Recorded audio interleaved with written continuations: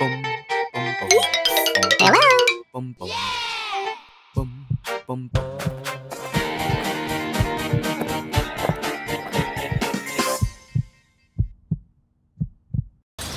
Jacques-Étienne.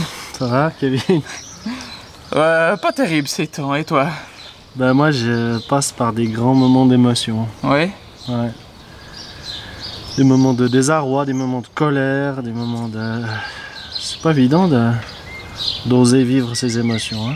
Non, moi je suis un peu comme toi ces temps, c'est assez compliqué, je passe par beaucoup de moments de trouble, de colère, de tristesse, et c'est vrai que la colère est une dominante là actuellement chez moi. T'es doué pour la colère, toi?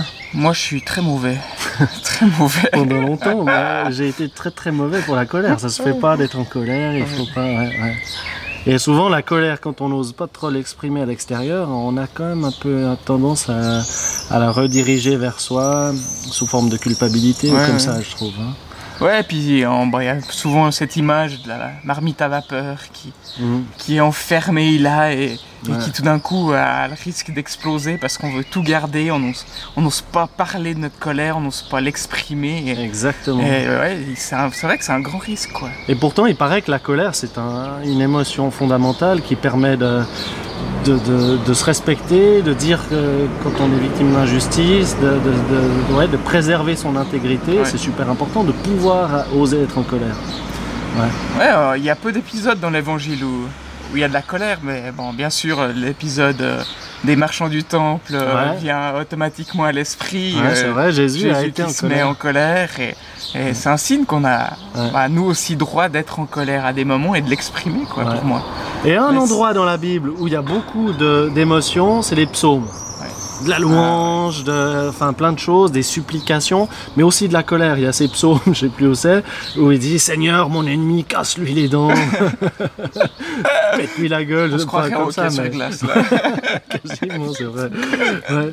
Mais je trouve ça magnifique que la prière du psaume soit comme un lieu où on a le droit, où on peut exprimer toute la colère. Et à la limite, donner toutes ces émotions à Dieu en disant casse-lui les dents, Seigneur, à mon ennemi, sinon je risque de le faire moi-même. Ouais. Et le fait d'avoir le droit d'exprimer toutes les émotions, de les ressentir et de les dire, et en face de quelqu'un qui va nous accueillir et pas nous juger, et pas nous dire chut, t'as pas le droit ou il faut pas le faire, et ça permet de vivre le sentiment, l'émotion à fond, et puis tout en étant dans une sécurité, en étant préservé, sans casser les dents de son voisin. Et puis peut-être de vivre l'émotion, ça nous conduit après vers une autre étape, vers autre chose, et ça permet d'avancer.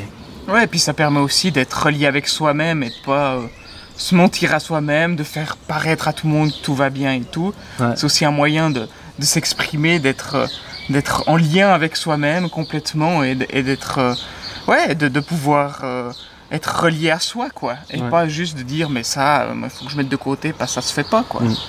Alors exprimons notre colère entre nous parce que on sait qu'on peut le faire.